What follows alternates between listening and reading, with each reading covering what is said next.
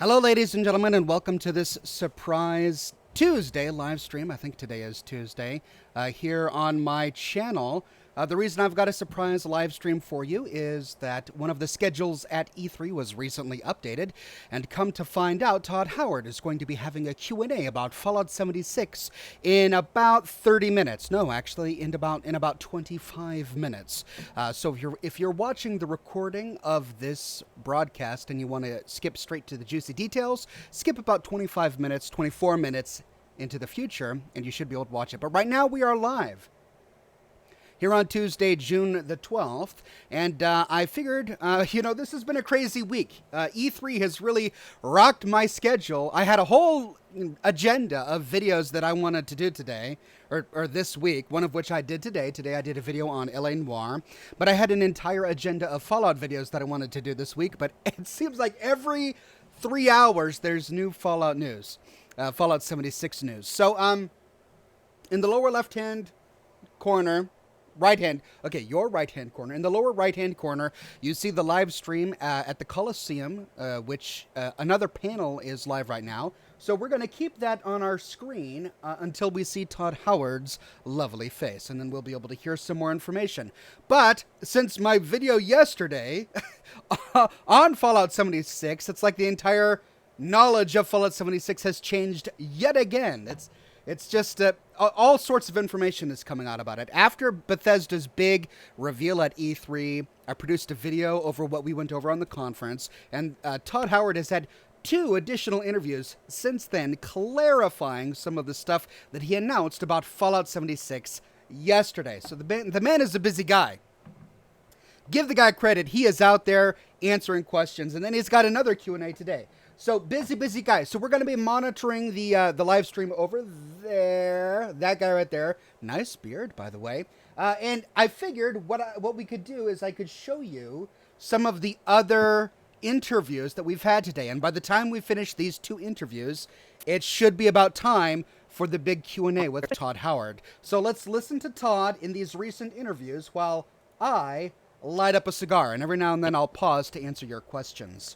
I wanted to, a lot of people online had a lot of questions about the game. Just so people know, it's not playable here at E3, so sort of what we saw is what we saw, right? Correct. But a lot of people are kind of wondering now, the fact that you're doing more of this sort of share world experience, and you said, hey, you can, Heartless says, I thought this interview happened already. The one I'm showing you now has happened already. I'm catching up people who have missed our previous content, but there's a brand new Q&A that's coming in 20 minutes. You can play solo, but a lot of people were asking me, it's like, can I play offline?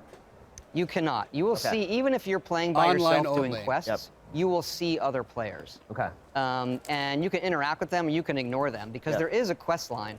One of the main things that I saw feedback was when we say there are no NPCs. Okay. Okay, so that's one of the big differences that we really leaned on. He clarifies in another video that there are no human NPCs. There are plenty of NPC robots that do give quests. So that's how that works. Which is every character you see is a real person. Yeah. But there are still robots and terminals and holotapes. If you see a lot of the quests we do in Fallout 4 that are kind of this found world quest thing, we still do all of that. Okay. But then, so if you sort of picture doing those quests, or you watch someone play Fallout 4, it's like that. But then, as opposed to running into a gang of raiders, those are real players. So there's always... to clarify for White Boy 777, hold on, I thought there would be solo. That's what he said at E3. Yeah, I got a little bit tripped up on that as well. So I think he chose his words carefully. He said that there will be solo gameplay, but not single-player gameplay. And the distinction is that you do have to log into the online multiplayer world, but you can at any time just walk away from the other people there. Solo. That's the distinction. There's always PvP, like you can never... Well, first of all, I'd say we're still dialing that. Okay. We don't want it to be griefy, but we want to have some drama there. Okay. So there is a way that you can decide to do PvP, and we are currently balancing kind of the incentives for someone who wants to be very aggressive to people and those who want to ignore it. Yeah. And that really comes down to the in-game incentives and then also the social incentives. But I would say we don't want it to be griefy in any way. Okay. Benjamin says, is it just me or are the camp's animations amazing? Yeah, I like them as well. And I'm sorry, I won't be able to answer all of your questions just because we're on a time schedule and the live stream broadcasts in about 20 minutes. So if we want to get through everything that's happened before that, I'm going to have to not answer all of your questions. But I'll finish by saying, by answering Rasmussen's, who says, how do you feel about Fallout 76 being online? I'm open to it. I'm open to it. I don't know how to feel about it because I don't know enough about it, but I'm certainly not opposed to it just on principle. I'm not going to say, well, Fallout has only ever been single player, and therefore it should only be single player. I'm not going to adopt that attitude. I'm open to the idea. I'm curious about how it's going to be implemented, which is why I've been covering it as in-depth as I have been. Anyway, And back we'll to the dial interviews. it in so people can say, look, I don't want to deal. So, sorry, I know that I'm interrupting this, but what he's basically talking about is that they realize that as an online multiplayer-only sort of game that they're going to have to deal with griefers, and they don't want people to suffer through griefers during the gameplay of Fallout 76. So they're aware of it, and they're going to take aims to try and curb that. Now, they don't say how. We don't know how, but they're working on it. Deal with that. So you can pick. It's like I don't want PvP. Well, you want a little bit of a little fear, I guess. It sounds we like. want a little bit of drama there without without them ruining your game. Okay. All right. Fair enough. So a you lot of can't people are wondering, opt out of VATS, PvP. obviously, in an online Sure. environment. How is that going to be accomplished? Still there. Okay. It's so real how does time. So it's real time back. Yeah. Okay. You're not slowing time, really? Well, it doesn't slow does, time. right, yeah. But it lets you target and pick Okay. parts and all of that, but it's in real time. It still works great. Yep. It's different, obviously, because it's real time. Yeah. But the basics of it, which are, well, And I I'm can't actually really, intrigued by this. I'm not that good of a Twitch shooter. Yep. You see some other games. I think it could work. That's a good reference point. Yeah, I won't even mention it. People will dig into it too much. Right. But you can kind of picture how it People do. works. Like, I'm not as good at lining up someone and getting a headshot, Right. but I've made my character good Yeah. at VATS. Oh, and now I can do that. Okay.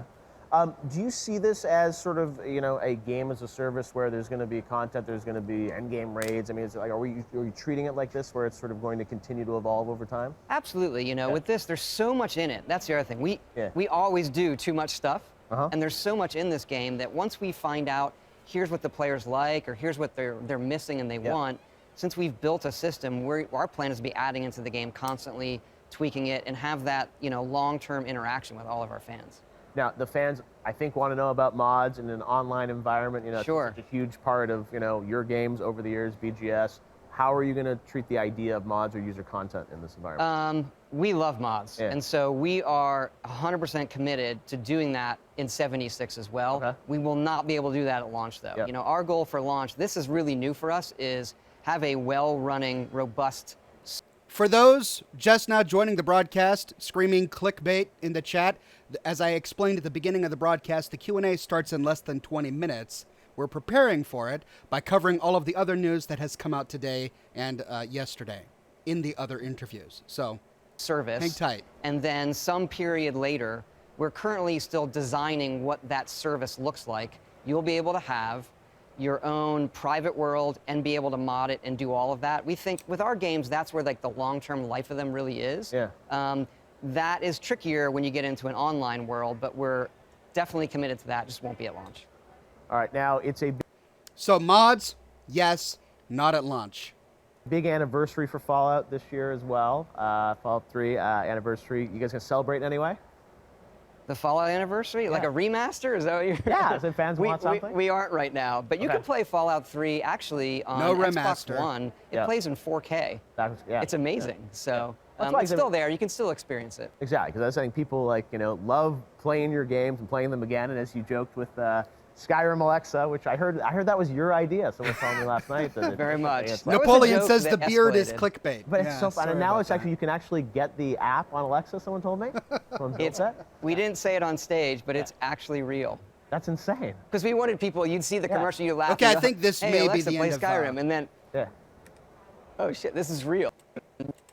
So self-aware about it. Like, you're making an online game, you've got to come online, but The best. They give us crap for the things we do wrong. I think they just chat after this. you've gone in this mode of like, we'll announce the game and ship it 6 months later, and now Want to reinterpret, X and Y.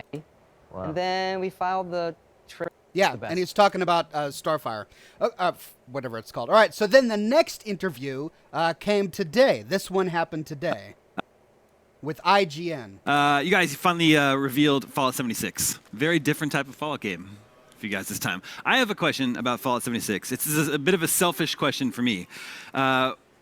This type of game, multiplayer Fallout game, what does that mean for the VATS system? Well, it's still there. It's not there. It is there. It is still there. Okay. Jeff? Yeah, we decided to keep VATS in the game. It's an Cool. integral part of 76. It's my favorite part of Fallout, so thanks. it's great to hear. So, but can you good explain news. how that works in a multiplayer setting? Well, it doesn't pause the game, because otherwise everyone on the server would be very bored while Exactly. you selected your targets. Very good news. You press the bumper, you pull it up, you get to choose your targets in real time. It's a faster, more fluid system, but it works pretty much the same. What's good about it is, like VATS in Fallout 3 and 4, regardless. Sorry to pause this, but Dr. Schockenberg says, Oxhorn, did you notice that you were tagged on Twitter as the biggest Fallout channel on YouTube? That's a huge statement. What are your thoughts on that? I would be surprised if somebody said that about me. Shoddycast is bigger than me, isn't he? Aren't there other channels larger than me? Larger than mine? Well, I'm flattered nonetheless. But there are a lot of wonderful Fallout channels out there, like Fudge Muppet and Juicehead and Vinylic Puma Gaming and Mr. Matty Plays and Grainy Wolf. I'm sorry, I know that I'm butchering their names. Lots of wonderful Fallout channels that I think you all should check out. Regardless of how it works, it fills that role for a player who maybe isn't the best Twitch kind of shooter person, Yeah, that's me. and VATS still fills that role even though it's running in real time, that you can take your character, pick the right perks and your specials and say, okay, I'm going to be somebody who uses VATS a lot. Nerd says, do you think there's going to be Creation Club? I mean, yeah. I don't have a problem with Creation Club. A lot of their newer stuff has been really high quality. My only problem, as I've said on many of my videos with the Creation Club, is if the stuff they churn out is low quality or did not take a lot of thought. And so they did have some of that. But most of their newer stuff has been pretty good. And I'm going to be able to target people in a way that I'm not physically able to. That sounds interesting. So is this going to be a familiar Fallout experience, just all the other people you see are other players? I mean, that's a good way of saying it, right? You still, when you sit down and play the game, it plays like you would expect from us. Eric says your banner still says 6 videos a week. No, it doesn't. I know it doesn't. I changed it personally. My banner says weekly videos. That means I do videos every week.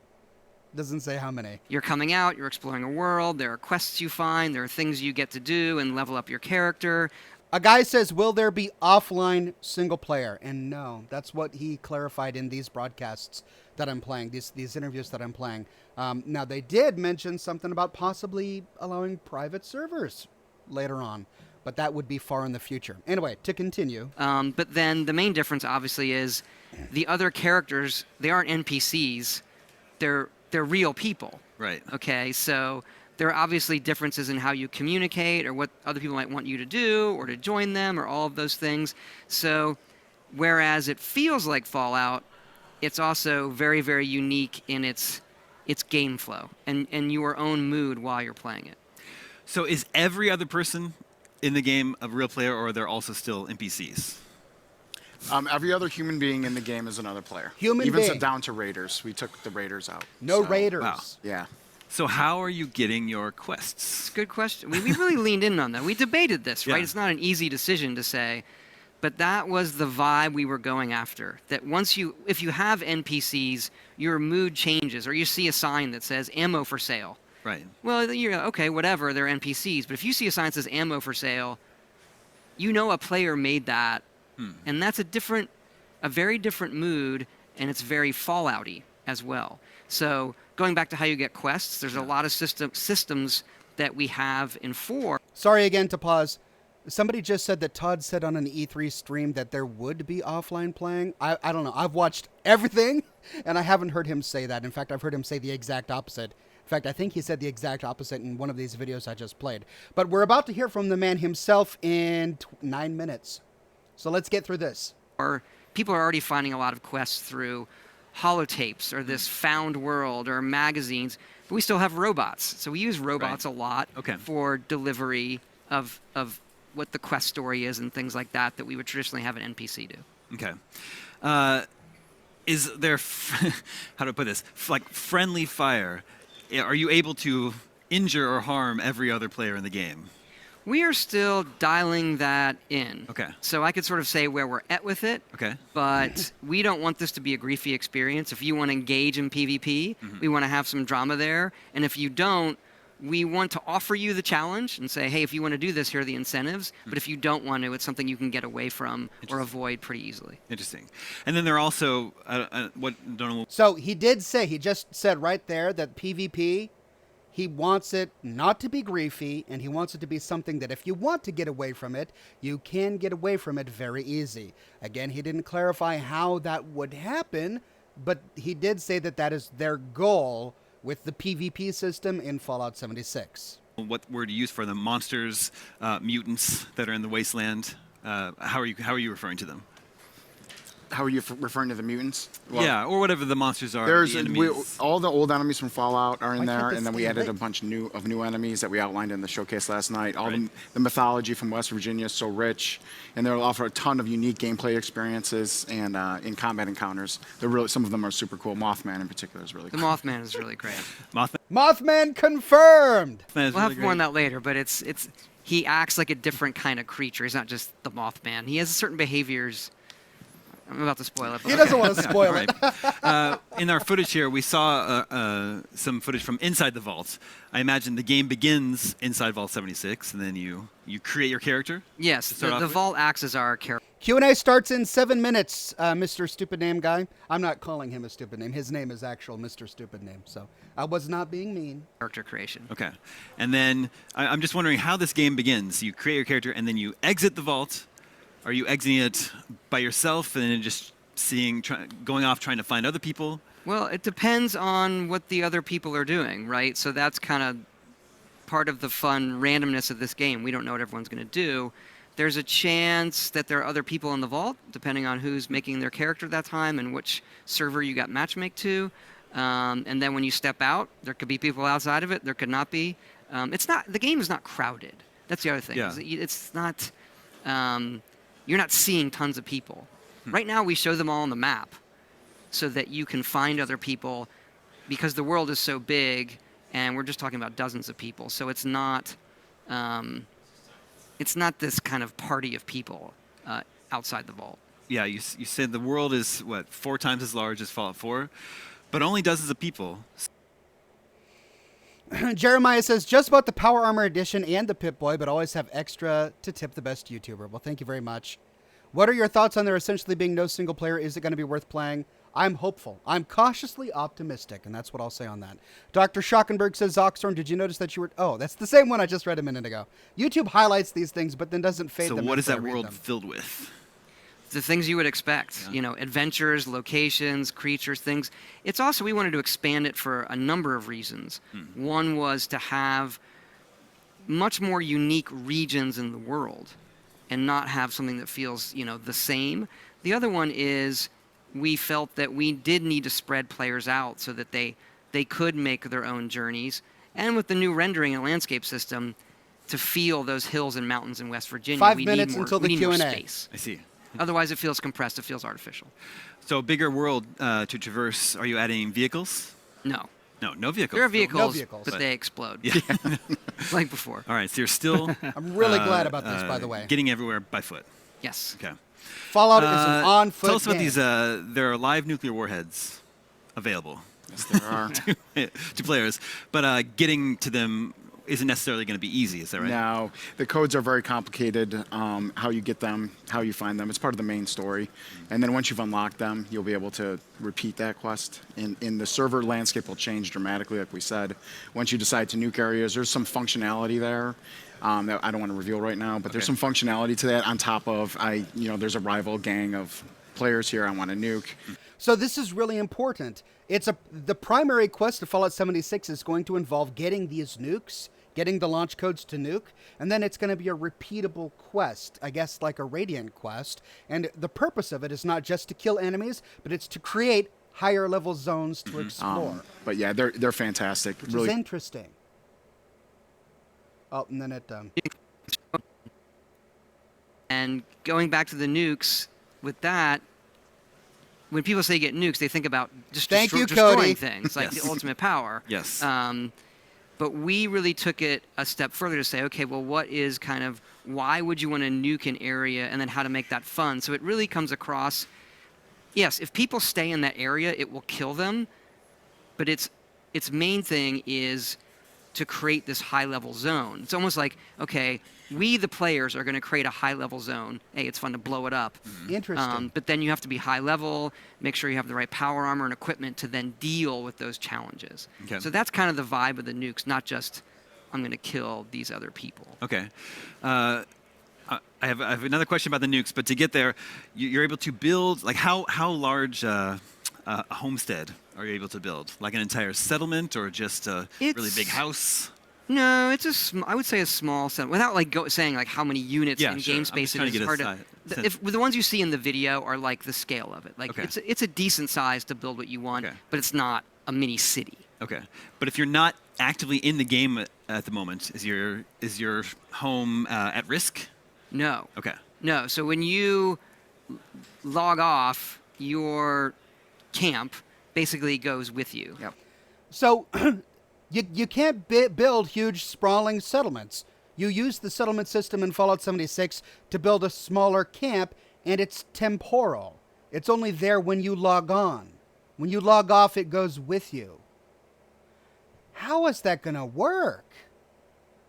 I don't understand that. What if two different players build their camp right in the same spot, and then they log on at the same time? Maybe he'll answer that in the Q&A. So no one can mess with it. And then when you log back in, again, it's even though there are servers, it's the player sees it serverless, and then we put your camp back. Okay. Yeah. But if someone does get their hands on a nuke, that would pose a threat to everything you've built, I would have to assume. And the same thing like with the griefing, they can damage what you've built, but they can't eradicate it forever. Okay. And then you have the ability to easily repair it. Okay. All right, interesting. This sounds like a very, very different Fallout game. Very interesting, though. What are you thinking about mods? Mods has traditionally been a big part of Fallout. It has something that we love, that we're 100% committed to doing. Just we're not going to have the ability to do it at launch. So right now we're at this point where we're designing a service that will come online later, where you can have your own private world and also have the ability to mod it yourself, use other people's mods. That's very complicated when you get online, but it's something we're definitely committed to. We love what our fans have done modding our games, and that's kind of where, And this is really important because he not just said mods, because that could just be Creation Club only? No, he did say user-created free mods. So we will have, not at launch, but we will have the ability to play user-made mods. life of our Likely also with the Creation Club. games have been, after they're out for a while, it's, a lot of people are Yeah, of modding and course, playing it yeah. that way. So not for launch, it'll be a ways after, but definitely something we're doing. Okay. All right, along with Fallout 76, you revealed a few other games. And I think that's it for Fallout 76. So it's time to move on over to the Q&A, which has not started yet. So we got through just in the nick of time. So it looks like they have other people on the panel right now. I'm streaming this from YouTube. I'm just rebroadcasting it myself. It's the E3 Coliseum. He's scheduled to appear at 4 o'clock, and I make it 4 o'clock right now. So we'll keep it muted and watch until Todd comes on to find out exactly what other questions he can answer for us. And in the meantime, I will answer your questions in the chat. Samuel, with a wonderful tip, thank you very much, says, for a fellow Scotch aficionado.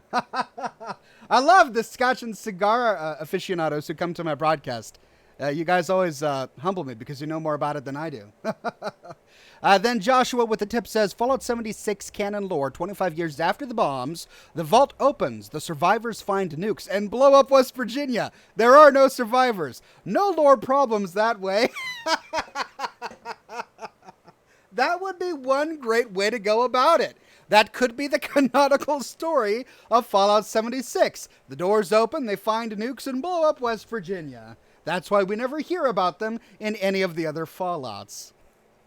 Rarity says, Ox, I'm surprised that you, of all people, would support or be hopeful for what Bethesda has told us about Fallout 76 and what it's going to be. I love Bethesda, but I can't stand the destruction of the franchise. Well, if you really, thank you very much for the tip, Rarity, but if you really think that if you're really surprised at my reaction, then you don't know me very well, because I have made a point from the very beginning not to get cynical. If you watched my live broadcast, you saw that I was surprised by their announcement that it was multiplayer, and I have expressed on many occasions my hesitation. I've said that I'm sitting on the fence, that I'm reserving judgment, and that's how I want to approach this. I want to play it first before I judge it. Now, I understand that a lot of us have a lot of emotions about this because we have played all of the other single-player games in the past, and they mean a lot to us, and I get that, but I always want to have the door open for something new, even if it's something I wasn't expecting or never asked for, which Fallout 76 is apparently that. But I am cautiously optimistic, with a big, in bold, cautiously. I'm keeping an open mind, and I want to I want to see what happens. That's why I'm so interested in these interviews and the Q&As, so that we can just learn more about it, so that I can become more informed, and so that many of the questions, concerns, and hesitations that a lot of us have been getting after seeing the trailers or hearing some of the content can be answered. And I do think that, and I'm just, I don't know. I don't know Todd, but I'm assuming that one of the reasons Bethesda is sending Todd out to all of these different interviews and Q&As after their big reveal on Sunday is because they are going onto Reddit and they're reading a lot of our concerns, and they want to answer those questions for us. And that is what I think Todd is going to be doing here. Let's see what this is. We are back here at E3 Coliseum. We have a couple more great sessions for you this afternoon, and right now, it is my pleasure to introduce someone who's here at the Coliseum for the first time. He had a very big night on Sunday. If you're a fan of Bethesda, he announced, I'm trying to count how many games it was, but it was multiple games and projects. One of our industry's greatest creators, a man who needs no introduction. You know his games, and certainly his work on the Elder Scrolls, Fallout, and some new franchises coming soon. Ladies and gentlemen, please welcome from Bethesda Game Studios, Todd Howard. All right, so here he is. This is live. I have no idea what he's going to say. This is all going to be new, so he could answer something. Hello, Todd Howard. Give us an answer that we didn't know. This is unique because there will be an audience Q&A. And also joining us alongside Todd is a man who's spent a lot of time with you and the team. NoClip is an incredible property online. You've probably heard about some of the videos that they've made. They put out a video last week about the history of Bethesda Game Studios, and you're about to see the world premiere of the making of Fallout 76. This is an incredible story. A game journalist who went off on his own, started a Patreon, and many of you probably in this room have helped support his career making documentaries about games. Thank you very much, incredible Ashton. library I really appreciate of films that you can see on YouTube. But right now, let's bring out Danny O'Dwyer. Danny? Thanks, buddy. Man, good to see you. Thank you. Good to see you. So as the panel title suggests, we are going to see the first look at the making of Fallout 76. So I don't know what's in it. I haven't even seen it yet because it's so secret. So I may ask questions that will be answered in the documentary anyways. But maybe we should just start out, Todd, with talking about what you announced on Sunday night, Fallout 76. You know, we had an interview on YouTube yesterday, and when you talked about the game, people had so many questions because it's a new leap for the team to jump into this sort of online world.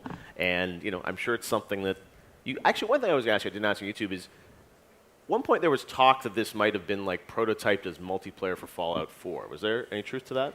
There is some truth to that. I would say that multiplayer is always the #1 requested feature we get. Yeah. Everybody asks us about it, and maybe we were always a little bit scared or felt it would distract from what we wanted to do with single player. But we like that, look, we're creators, we talk about games and all kinds of games, and around the office we would talk about, well, if we did it, what would we do? Yeah. And this was during Fallout 4, and then it was, we could do it open world, a little bit of survival, but if everybody was real, do some cool gameplay systems and let them collide, it would be perfect for Fallout. but similar to what we do, but different in a lot of ways. And then we're like, oh, that sounds awesome. And then we went, keep working on Fallout 4, but you couldn't kind of shake it. So Like, did well, if you we're ever actually going to ever do it, prototype it? not in the way that you would prototype, because the engine didn't do multiplayer. Right. So it was more conversations and things like that. And then when the Battlecry guys became free in Austin, that are now Bethesda Game Studios Austin, they became free. I definitely went, I think I might have something for you guys to look at. Okay. So they started on the networking before we finished Fallout 4. So they started, and then we're like, like a lot of projects, they start kind of small. Yeah. We'll try things, and then you see something stick, and it's like, we just have to make this. And it got bigger and bigger as we started working on it, and now it's our biggest project we've ever done. Yeah, no, and truly epic in scale. Coming this November, you talked a lot about it on 14th. Sunday. Danny, for you, Right around the you've corner. made some great documentaries on some great studios. You conveniently moved to the East Coast. I was 30 minutes from their offices. I was going to say, when that happened last year, I'm like, I'm sure he's got to do something with Bethesda. But how did this collaboration come to pass? Did you pitch it to Todd and the team, or? I mean, we had a relationship with Bethesda because the second documentary we did was on Doom 2016. Yep. Obviously, that was it. BGS being the local studio, obviously, I would have loved to have done it. But I'm not actually sure. Todd can probably answer that a little bit more of what happened internally. But I got an email pretty early this year saying there's something you don't know about that we're going to sing at 83. Would you like to come in and see if you'd be interested in doing a doc on it? I mean, they could have done I really an want to Alexa watch version this. of Skyrim, for I haven't instance, watched and it I would have come and done a documentary. Which you can actually try. So yeah, I mean, I turned up. We had our first meeting months and looks months ago. great. They showed me an internal pitch they had done, and I was like, oh yeah, we can totally do. You might be something into like that. this. Yeah, maybe. Yeah, I heard that you watched some of our docs though. Yeah, the Doom one was awesome. So that was obviously inside our company, and I've been a fan of Danny's stuff for a long time, back when he was at GameSpot, and he always treated our franchise and other games with a lot of respect. He wasn't doing it, I'll give you a little, doing it for clickbait or titles, or Right. he's very thoughtful and wanted to appreciate the creation of games and the creators. And so I liked that filter. So I started watching all of his docs, and the Doom one was, because I know those guys, I really, really loved it. I loved the Witcher series one that you did. And it kind of came up. PR people are always hitting me up to do interviews and documentaries and all these things. And we turned down pretty much all of them. Yeah. And it came up and they said, well, would you consider Danny, the no clip? And I was like, I would. I think that if we're going to do it, he's somebody I really respect.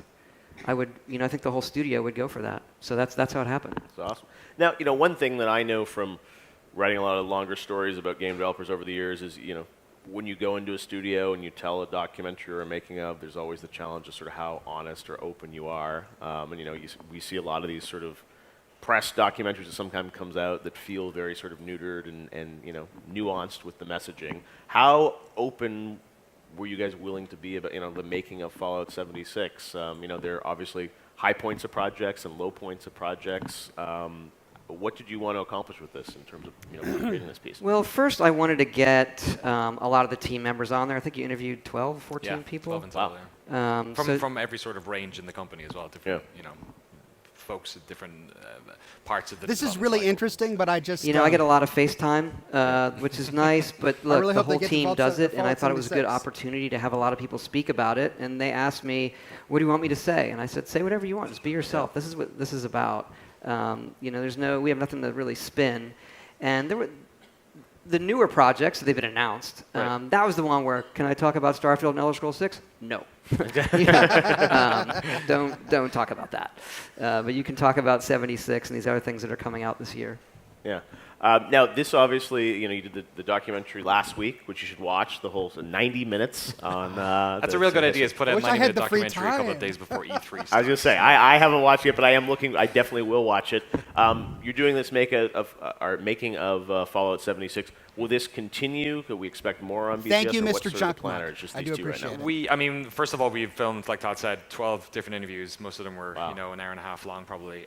So there's actually loads we did not get into this. We had a fantastic arc all about the Blades, which was announced, and Fallout Shelter, and sort of the BGS Montreal team that worked on that. Yeah. Could not get it into this one, so we're actually going to do a separate doc on that. It's going to be in the next few weeks. So we actually have a bunch of cool. really cool stuff from this project. I mean, it's up to this man here whether or not we do anything else in the future. But you know, we try and mix it up with our projects as well. We try and cover a bunch of different games, different aspects of gaming culture, make sure our patrons are happy and our community is happy. So. Man, I can't believe we're still doing this 18 months after launching. I can't believe I'm sitting on a stage with the two of you and showing this thing off. So I love this work. There's so many good stories in video games to be told. There's not enough people to tell them. So hopefully I love hearing One from thing that people who everyone says love about what you is, they you know, do. these docs are passion projects for you, and it's a very small team that makes this. It's like, what, 2, 3 basically people 3 of involved? us, yeah. Jeremy, Jane, and Esteban Martinez are our 2 camera ops, and then we do it all ourselves, edit, shoot, the whole thing. That's what I love about the world we're in today, is that someone like you can make a documentary by yourself with a couple friends, and get access to a studio like this and tell the story of Fallout 76. You gonna do any more final hours? Yeah, they're so good. Maybe. Maybe you think We'll of it. see. You're sitting Maybe here, we'll like- talk about it. Yeah, no, it's those are. I loved writing those over the years. It's interesting. I've always thought, like, if I bring back Final Hours, would it become a documentary or film, or like how much? The Titanfall one is remarkable. Yeah, well, So that's- anybody Come haven't on, guys. paid and go get that. I think it's Yeah, Get no, to they- the I a mean, great game. look inside a video game. they were career. so honest. That's the thing. Is like They again, are really I- honest. It yeah. makes it's phenomenal. No, but that's the thing. Is Thank it's you, hard Shane. to talk I really when people appreciate are that it. open and honest about things, because the story of that studio and the destruction of a partnership between they're human interest stories. That's always what originally drew me to them. Was even I wrote about The Seventh Guest. That was one of the first ones I did. That old CD-ROM game and the Right. You story should of probably that take studio notes and now. how it fell apart and all that. And I always saw them as interesting. Stories about people, right, and relationships between people inside. You were paving the way for studios. the stuff that we do. Like, and not many people were. Yeah. And everyone, when I worked in the sort of mainstream press, would also tell you, like, long form, like, don't do Yeah. that. Don't talk to developers. They're boring. Like, that was the narrative Yeah. about it. So it's awesome, and It's- I'd love to do it again. Yeah, and it's got to be the right story with the right studio. And when you're developing games, when people bring in cameras and things like that, it's disruptive. And it's your team, I know, works incredibly hard Thank you, to bring JP these games to Stone. life. That's and I'm very sure we'll get thoughtful. a sense of that and meet, as you said, a lot of the rest of the studio. And also, BGS, as you talked about, now you're in three cities. It's, it used to be sort of, Rockville, and you guys were hidden there in your bunker, kind of developing games. Definitely hidden there. Yes. It is a bunker developing But But that's, Fallout. maybe before we see this great. set up, sort of, that's a big change for you to have so many projects happening, so many studios. Are you constantly traveling around Austin, Montreal? I or- travel more than I used to, obviously, but it's not. It kind of happens slowly. I Yeah. think I went through a period maybe last year where it had kind of hit a point where it was a bit too much, where I had to change how I did some things. But we've kind of always overlapped. Clark projects. says, will you try to get We're just into doing the it a bit beta? more now. We had to I will overlap the try. mobile team, and most of the I mobile will do my developments very in best. Montreal. But there's some in Rockville, and then in Austin, those guys are really the online experts. Yeah. Chris and Doug go back to like Ultima Online, the original, like great game. Star Wars Galaxies, these kind of systemic Ultima Online things was that so I really great. like. And so That's my it's, childhood right there. Rockville works on everything. A lot of people in Rockville are on 76 right now, like the bulk of people. And so it's invigorating, though, to have more things to work on. As you get older, you sort of count down, like, well, how many games am I going to get to make? What do I want to make? Like, F it, I'll just do them all. But part of it is, I'm sure you have this internal struggle between being a creator and managing as well, because you have more projects. It's like, how do you divide your time? And it used to be you could stay laser focused on kind of one thing. How do you balance that? I would say I'm extremely lucky in that a lot of the people I've worked with, the average tenure in Rockville is over 10 years, average. Yeah. So the amount that I have to manage people it's minute. Okay. Because they know what they're doing. We've all been through it several times. And so I think the one thing we had to get better at, we struggled with, was communications between, on a project where we have one studio in Canada, one studio in Texas, and us. And it took us a while to feel our way through those growing pains. But once we got through that and we're solving problems faster, that's where the game really started being Yeah. Fallout 76. Until we really got through that, And so now it's great. Yeah. Everybody's kicking, and we've got a lot of good things happening. Well, we can't wait to see it. It's about 40 minutes, so we should probably get to it soon here. Danny, anything you want to sort of tell us to set this up? Sure. I mean, the sort of three main questions we had when we went into this was we wanted to know the story of the development, which Todd touched on a bit already. We wanted to really explore the world of West Virginia and what that meant in terms of the lore and how that feeds into it. And then thirdly, we wanted to dive into gameplay. You know, any sort of the game that they're making is so. I'm so fascinated by the emergence of that world. Yeah. And obviously, when that happens, you know, you show the game and then there's millions of questions. So we tried to answer sort of as many gameplay questions as we could. Awesome. All right. Well, I haven't seen it yet. It sounds like Todd is actually going to see the final version for the first time. I saw right? a very early rough cut. Can I leave the stage? This is all like, right, so, I feel like I'm showing my homework. Bring out the popcorn. I know. I feel it's like I'm going to show a demo, but like I hope this is good. Right now? High pressure. All right. Well, sit back, relax. We'll critique it afterwards. Are they showing a documentary? We're the Peanut Gallery. Here is the world premiere of the making of Fallout 76 right here at the E3 Coliseum. Enjoy it. This is good too. All right. I guess we're watching a documentary now, fellows. I was told there would be a Q&A. Okay. Maybe I got my facts wrong, but I was told there would be a Q&A from the audience. After? Hello friends and welcome to the woods of West Virginia. Perhaps not the most traditional location for a Fallout game, but then 76 isn't exactly a traditional Fallout game. Now is it? Is it Larry? So lonely. We've been making game design documentaries for a while now, but this was the first time we had the experience of being embedded in a studio before a game had even been announced. If you've watched our doc on the history of Bethesda Game Studios, you know that this part of the design window, the final 9 months or so, is when the entire team is playing the game, tinkering with mechanics, and putting in those final details. By this stage, nobody on the team had ever said the words Fallout 76 in front of camera. Our time in the studio began around 6 weeks before the reveal of the game at E3, so a lot of what you're about to watch was recorded while fundamental decisions about the game were still being made. So we came prepared and had 3 fundamental questions that we wanted to have answered by the time we left the studio. Number 1, we wanted to know the story behind its development. Number 2, we wanted to explore the world of West Virginia. And number 3, we wanted to dive as deep into the gameplay as we possibly could and find out what exactly you'll be doing while playing Fallout 76. Oh, and we really wanted to know what was going on with Starfield and The Elder Scrolls 6, but we'll probably wait until the end before we drop those questions on Todd.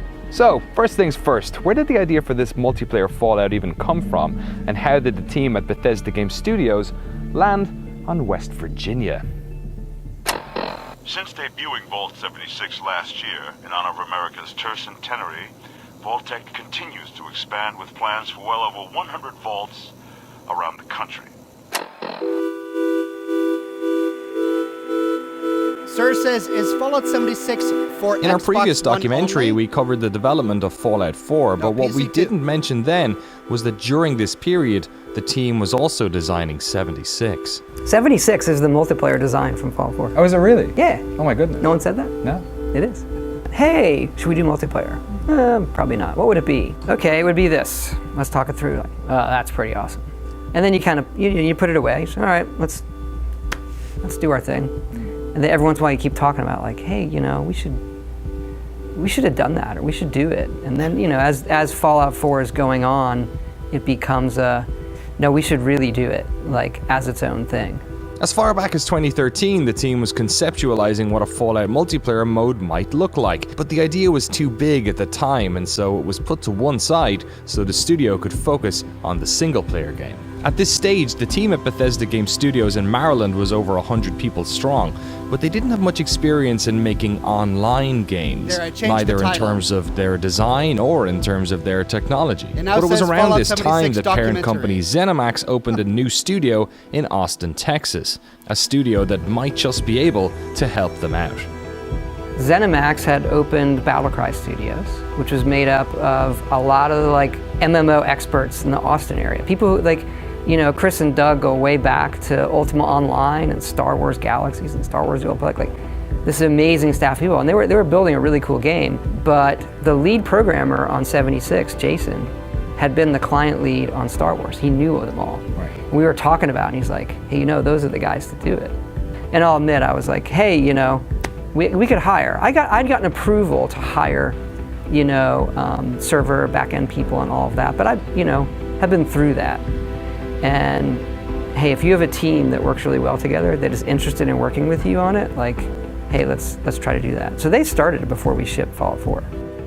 A month Justin before Fallout says, 4 anyone was have a link to released, the Q&A Battlecry itself? Studios went through a significant round of layoffs The Q&A as their hasn't free-to-play happened action yet. title Battlecry was indefinitely put on hold. During all of this, the team in Maryland was transitioning onto Fallout 4 DLC and spinning up Starfield. So BGS asked the folks in Austin if they'd take a swing at retrofitting multiplayer capabilities into the Fallout 4 engine. Using tech from another sister studio in Richardson, Texas, Battlecry started trying to implement the Quake netcode into the Fallout engine. A massive undertaking that posed significant challenges, even for some of the most experienced network engineers in the business.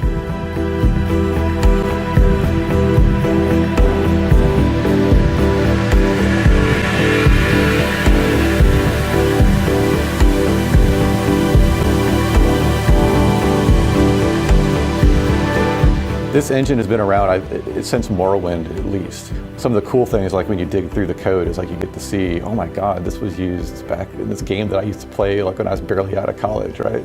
Like nothing was developed with multiple players in mind. So all over the code, there's, what is the player doing, right? I want you to give a quest to the player, or well, it's like, well, that has to go. I guess one way to look at it is the entire engine was based around a world with a player. Now that has to sort of change to, you need to base it around the player who could be in any world. So just that statement alone implies many, many, many changes. It's like the game doesn't load except around one player. There's this thing we refer to as Atlas. And Atlas is, because there was one guy in the game, we called him Atlas because he held up the world. Because the world that you have only had to be accessed by one player, so they were tightly intertwined. So what we had to do is essentially decouple Atlas from the world so there could be multiple people. Wherever Atlas went, that's where it was loaded. So for many months, it's like you couldn't go away from Atlas as another player. It's like if you did, you would crash because you're outside the realm of what was actually loaded. So a big effort was just changing that aspect as well. But then it sort of spreads out. So all of the quests that you get in like a Skyrim or a Fallout, they're all based around the quest itself, because the quest is its own entity. You need to re-architect that because multiple people could all be on the same quest and they could all be in different stages. So really the quest data needs to live on the character, no longer on the quest itself. So that was very challenging as well, not only just in retooling the way the scripting stuff works, just getting the design team to start thinking about it from that perspective. The first thing is it's a mindset change. You have folks who have been making single player quests here for so long. And what does it mean to be able to support more than one player? So there's a lot of things that go into that. Oh, how many people read a note at once, or who gets this bit of the story? And those are things we've never had to think about before. It's just stored on the client or the server. Like those crazy, like those, what does that mean? Like things that, there are reasons why we never got into multiplayer before. Battlecry had figured out how to modify the engine to work with multiplayer, even if quite how many people the world could support remained to be seen. Meanwhile, back in Maryland, a small group of leads were tasked with brainstorming this multiplayer Fallout project. They realised that just sticking multiplayer into an old Fallout map wouldn't cut it. To retain the same sense of scale with multiple people, the world would need to be big, really big. Plus, by this stage, they'd been building cities for 2 Fallout games. What if they did something more rural, less desolate? The team had looked locally for the location of Fallout 3, and so they did the same here. Except this time, instead of looking south, they glanced west, towards the vast wilderness of West Virginia. 1, 2, 3, 4. And I'm excited about that. I can dig a rural Fallout. Actually, every game starts with a map. Cities, Fallout 76, we decided, it's going to be set in West Virginia, and the first thing we did was we made the map. I believe it's always been 4 times the size of Fallout 4. It was pretty big. Todd sits with designers and to figure out, what story points we're gonna have. There was just the small handful of us leads, like deciding what to do, like starting to lay out the map of the world and figuring out how to like take an entire state and shrink it down. Because before we did, like a city and then the area around it, but we decided to do all of West Virginia.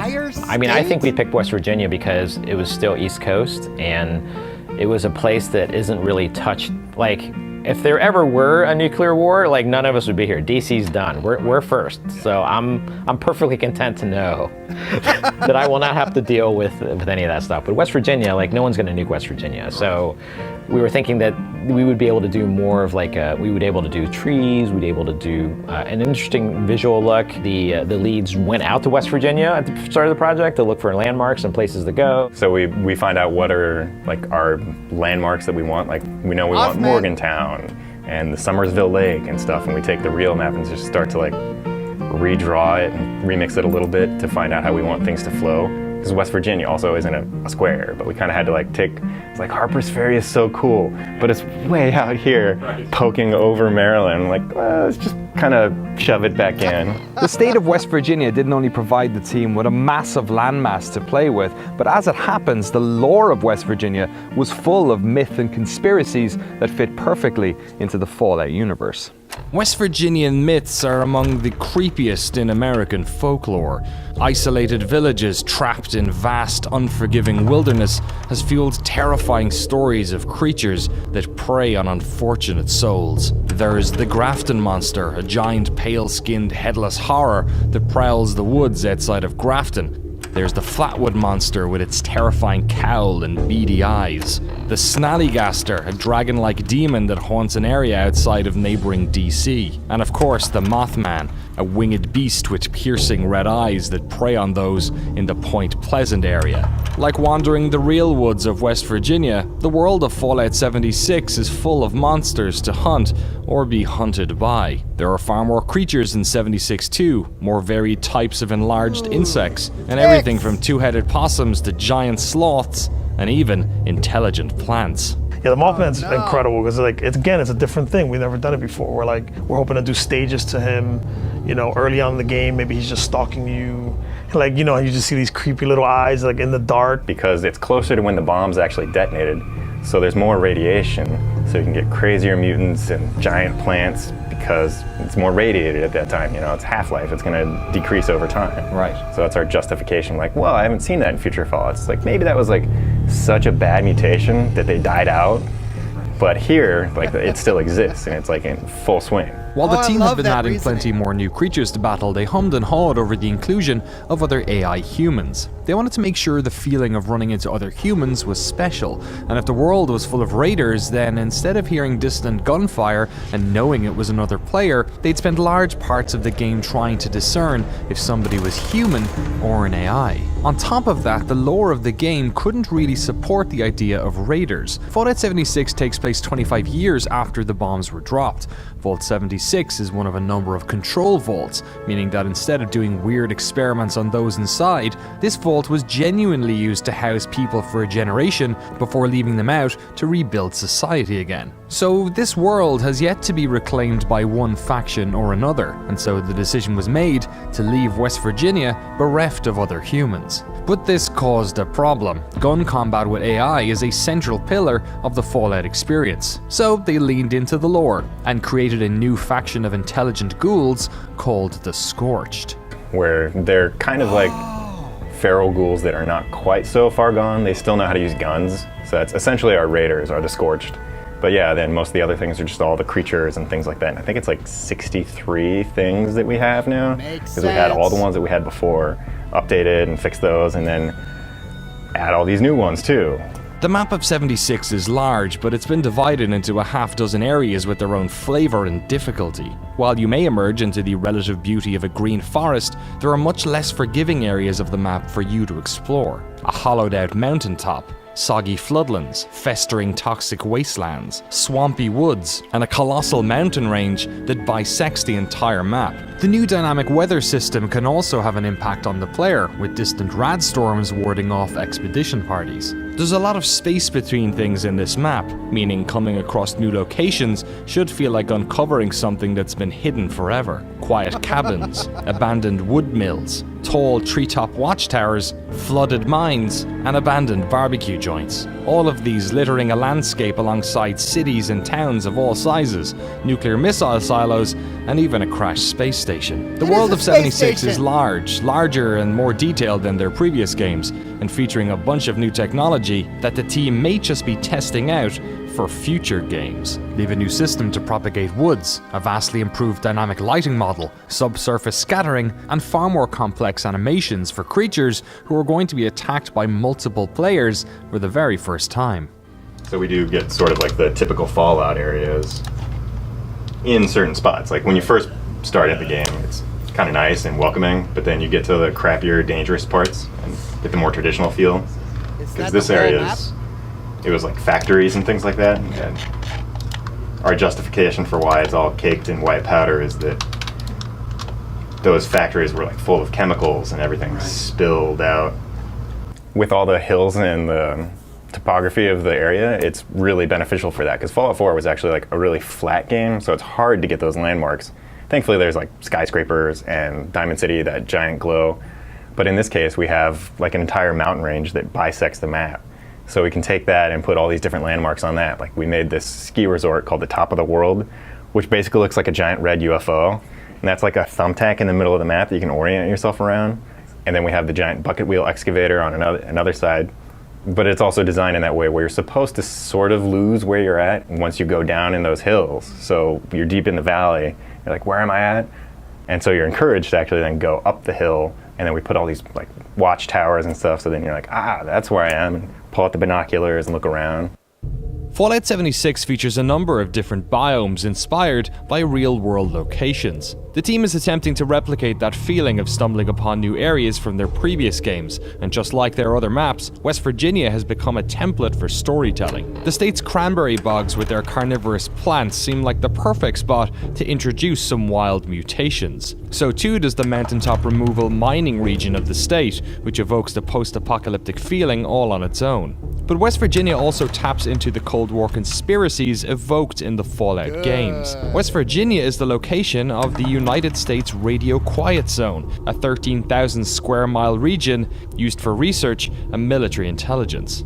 And West Virginia is also the home to the original location of the presidential nuclear bunker, located underneath the Greenbrier Hotel. Riffing off of all these real-world locations is something the team has enjoyed. They have a hotel too, but their hotel and its adjoining golf course have something else going on. We sort of don't want to spoil it. In fact, it seems like much of the joy of this game comes from stumbling upon interesting elements of world building that the team has been working on, and toying with the increased array of clothing to be discovered on your journey. So there's this town, Helvetia, that's in the absolute middle of nowhere. Right. And it's a Swiss-German village, and they love making cheese, but they also have this festival where they build these papier-mâché masks. And so we built 10 of them. Right. There's all different kinds, and like the owl one in particular is pretty popular. And there's like crazy jesters and skulls, but they're all kind of like handmade looking. Those are a big hit when it comes to photo mode. What is my favorite area in the game right now? I have to say Charleston is. It's where the first responders are. So it's like an old fire department where you can like find firemen's uniforms and that kind of stuff. And there's a terminal where you can take the training course, and it's like, what do you do when you're seeing gas come in for the vents? And do you put your arm over your nose? Do you run out screaming, or do you light a match? That kind of stuff's great Fallout humor. I'm playing the game and I come across this lighthouse in the middle of nowhere, and I was like, why the hell is there a lighthouse in the middle of nowhere? Like, oh, that's a real thing. That's in West Virginia. West Virginia has stuff like that. A lighthouse where there is no sea. Okay, gameplay. We've learned how this game came together, and we've explored the world of West Virginia, so it's time to answer our next question. What exactly are you going to be doing in Fallout 76? There's been a lot of rumor over the past few weeks as to how much like a regular numbered Fallout game 76 really is, and it seems to be the question that the team has also been struggling with. How do you retain the elements of those games that work while doing something interesting? And how do you do something interesting without just cribbing off of other survival games? The version of 76 we look at today is the end result of months of playtesting and discussions, so before we dive into the specifics, let's start with the basics. Fallout 76 is online. You can play as a lone wanderer if you so choose, but there are no private maps or offline mode to speak of. There is a story and there are quests, but the focus of this game is on the player dictating what they want to do that day. Perhaps you want to discover a new part of the map, or find parts to craft a specific weapon. Maybe you want to kill a monster to get a high quality drop. Maybe you want to build a camp, claim one of the map's public workshops, or team up with others to take on events. Super mutants are attacking, Aunt Mabel's farm. So you'll go over and to protect from super mutants, and you don't know, will 10 other Yaoguais come running in at the same time because someone trained them in from across the mountain. There's public workshops where you can go in and claim them. You have to kill the monsters in there. There might be events spawning once you take them. Depends on the situation, the timing, and the area. And when you take them and you fortify them, you actually have access to resources that are super valuable for crafting.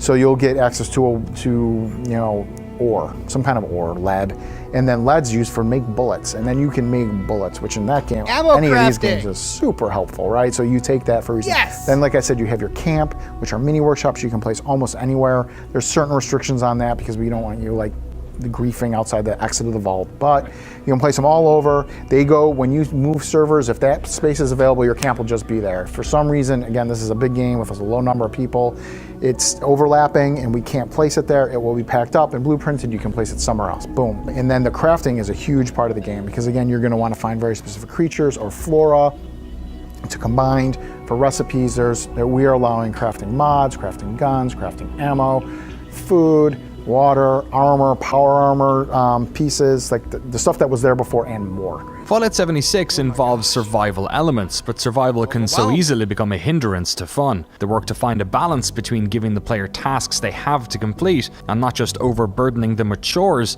has been a key focus over the past few months. Here's an example I like to give. I have to brush my teeth every day or they'll rot and fall out of my head. I don't want to do that in a video game. I just don't care. You know what I'm saying? What is fun in the parts of survival and what is not fun in the parts of survival? So you have to eat and drink to stay alive. I heard a funny anecdote the other night. Someone was playing the game and they were starving and they wandered into a herd of cats. And they're like, I've never been happier to see a herd of cats because then I got to eat. It's sort of terrible, but. And then you can build a cooking stove, like most survival games, make the food more efficient. We put diseases in. We have something called mutations. So Fallout 4, we had that inverse meter for your health and your rads. The more rads you had, the less your health was, and you're able to cure that. So in this game, the more rads you have, the more chances you get mutated.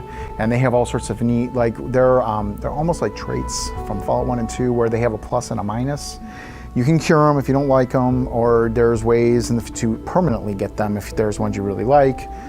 Way late game stuff. But yeah, you'll get these mutations, and they're mostly gameplay. They're not. Some of them are visual, but they're mostly gameplay side stuff that tweak your character a little. Fallout 76 also involves crafting elements. Another balancing act was making sure that this stuff was compelling and not just a chore. Are you going to get the perk cards that allow you to craft more things and more efficiently? And we added from Fallout 3, we added back in items degrade now, food rots, so you're never quite comfortable.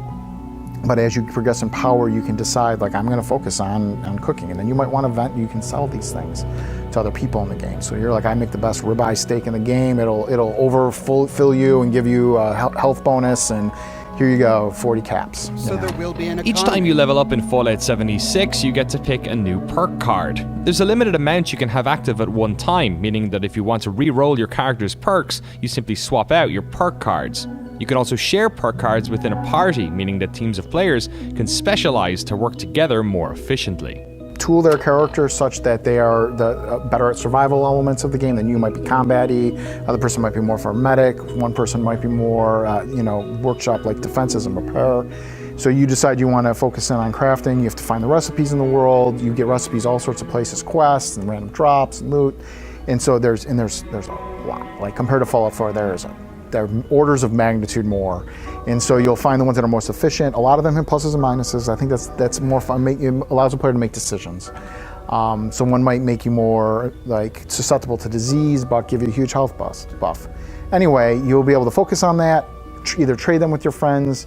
We're exploring the possibility of allowing you to set up a robot vendor in a hub area. So you have a robot vendor and that's your vendor, and you go up and again, we're exploring things. But again, live game, long term, there's also the possibilities are endless. There are a lot of systems working in Fallout 76, and BGS's hope is that by introducing all these ways to play, they have a game world that is capable of creating emergent moments. They have to do some work to make sure it's not total chaos, for instance, giving wanted levels to aggressive players, and having it so that the death penalty is as light as making you respawn at a nearby location. The game allows for several types of player communication, everything from voice chat to an emote wheel, and even a photo mode that came out of one of the studio's game jams. But according to Todd, the design of this multiplayer Fallout is an exercise in not just knowing when to control the player, but crucially, when not to. Once we were really playing together and saw that collision of people and systems, that's where you say like, oh, this is still Fallout. Like if you sit down and play it, it feels like Fallout, but its loop and mood are very different. Right. The other players are a system that we don't control in a great way. Let's not shy away from it. Let's kind of solve it. Let them collide. And where there's extra bad griefing or systems, we have a number of levers in place. But that for me is where a lot of the drama is. Like, let's let them all collide. And it'll be messy for a little bit, but we can solve it. I'd rather do that than like, play it safe. It's like boring. You can sit though in any design meeting and come up with like a list of reasons not to do something. Right. It's pretty easy. Like, well, I'm worried about this, and I'm worried about this, and I'm worried about this. And I'm like, I'm worried it's gonna be boring. Like, let's at least try it. Like this is what we do. Like, you know, let's at least like, if this is a vibe we want, let's go at it. One of the elements the team struggled with was figuring out how many players should be able to play together at once. It's a decision that involved both engineering and game design. On one hand, you have to look at the servers and see how many players they can support and keep that same level of fidelity we're used to in games like Fallout 4. And on the other hand, the game designers want to know how often players should run into each other to try and keep that moment special. So yeah, that's been a challenge. It's like, how do we keep the feel of these games, like where it's a world where you can interact with everything, and cause that's part of the appeal of a Skyrim, right? It's like you see a jar on a table, you can pick up and mess with the jar, you can knock it off, and you can do whatever you want. Get AI to do crazy things. Yeah, that's a continual balancing act. That's part of the art, right? It's like, you know, do you cut content or do you do more technical work to try to make the content work? And it's like it's a call. We had some very grand plans for this game, which I think, you know, once we talk about more later, will actually come to fruition. But the game we're very proud of right now that we're going to ship is about 24 people on the server, 24 to 32. One of the things that Todd pushed for the whole time, which we were all scared about a little, was you're going to open up the paper map and see this huge area, and you're going to see where these other people are, for good or ill. Right, so do you want to go help them? Do you see them, they're doing this huge event that you can join in and get the big reward? Do you want to try to shoot them, however our PvP system ends up working out? You know, do you want to trade with them? They will become friends that you follow across all the servers. So all the servers are 24-person instance, you load in, you go in, it'll be full of people. There's no hiding. You'll be able to play with them, quest with them or ignore them, have your teams and buddies, like if you're my buddy, and you load in the game, I can just jump and immediately join you in your world, and it's seamless. Like it basically a load screen, you're in. We wanted to make it fun for a single player, right? We wanted to make it fun for teams. Our team limit right now is 4. It's all adjustable, but our team limit right now is 4. So we wanted to make it fun for co-op 4-person level gameplay, and we wanted to make it fun for bigger, like 12-on-12 death matches, right? And we're trying to, like we normally do, we're trying to jam it all in and hope it all works out. Fallout 76 is a live game, meaning that, like games like Destiny or Warframe, eventually players are going to reach the point where they've done most of what there is to do. The studio has been working on a team deathmatch mode, which should help, but one of the challenges they've had was to introduce an endgame that was hard enough to challenge high-level players, while also somewhat repeatable. What they landed on was a cyclical nuclear war. The map of 76 is a number of nuclear bunkers. Teams of players will have to work together not only to find the nuclear codes, but to solve puzzles to reveal them, and to push the button to launch the nukes. The end goal in this game is it's a cyclical story with the nukes. And these huge winged bat-like creatures crawl up out of the world called scorch beasts. You're supposed to find the nuke codes, to kill them, to seal their fissures. That also again irradiates the world. It'll put a big, the nuclear weather there, and all the flora and fauna will then change to be higher level and have rarer drops. Rare crafting materials in certain sought after, basically items and materials. We're going back to the legendary system. We added more tiers to the legendary system for weapons and armor. So you'll find those things there, and then that area will fade down over a certain period of time, and players will have to find the nukes again. And depending on where you nuke, different things will appear because there'll be different flora and fauna there. How are they deciding? Are they working together against the world, or are they working together against themselves? And then what happens when you get a group of people that want to work against other players versus a group of players who want to work against the world, and then they get nukes? Do they create an online Cold War?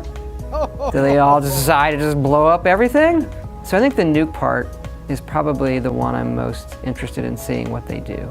And we're trying to make it fun where it's fun to just launch them. Because it's very hard to all right, you have the codes to the nuclear missile. You're like, you know what, I don't want to launch it. If you can sort of incentivize them to, hey, it's gonna be really fun to launch it where people aren't, and make that part of the world this high level zone. So that kind of design I like a lot. Okay, it's gonna be a high level zone, you're gonna roll in your power armor, you're gonna make this really hard level for yourself. I'm really interested in what people do there. We'll find out. I'm curious as well. The teams in Austin and Maryland are being supported by a third studio in Montreal. This studio, responsible for the mobile success story of Fallout Shelter, is also working on their next mobile title, Blades. We'll have a fascinating documentary on the development of Shelter and Blades in the coming weeks. Montreal has also been helping with the development of 76, but once the game is released, much of Maryland and Montreal will move onto Starfield. Maryland will continue to be in charge of the creative direction of 76, but the majority of live game support will be done in Austin. Fallout 76 is a full-priced game, but the team is planning to support the game with free updates for years to come. The game will feature microtransactions, but Bethesda told us that these will only come in the form of cosmetics. Bethesda said that this is a crucial element of allowing them to support dedicated servers and keep DLC free, and that any purchasable cosmetics available will also be available to earn through gameplay. Chris, who's worked on supporting online games since Ultima Online, gave us some insight into how they're planning to support Fallout 76 post-launch. The plans are still coming together, but we do have a plan. So the plan is to have part of the team sort of support the game, roll out as much content updates as possible to keep the game fresh. I think if you've been around live games, you know that they live or die by how fast you can get updates out. So we need to be able to push decent updates out at a regular rate. At the same time, have some of the team working on big content beats, right? So we want to have some people working on something a little bit larger for people to consume, and have those sort of hit at longer intervals. So if you can sort of imagine it, you have one long beat, which is the larger content updates that are hitting, and then in between that are lots of little beats, which are the frequent updates that we're trying to push out. Whether that just be like new events or just new free items that we give away, we'll just try to keep the game fresh. That's the plan, right? So I guess what's that military adage is like, every plan is great until the first shot's fired. Right. So I imagine we'll have to be doing a lot of adjustments to the plan as soon as it goes live. So I think part of that is you can plan out all the content you want, but then once players start playing the game and you can observe how they play the game, what they like and what they don't like, you need to change the plan based on that stuff. You need to give the players something that they're passionate about. As a designer, you might think that this feature you put into the game is really, really cool and nobody plays it. Well, you probably shouldn't double down on the thing that nobody plays. You should probably double down on the features that the people actually play. So we might have to change our plans based upon how we see players working with the game when they play it.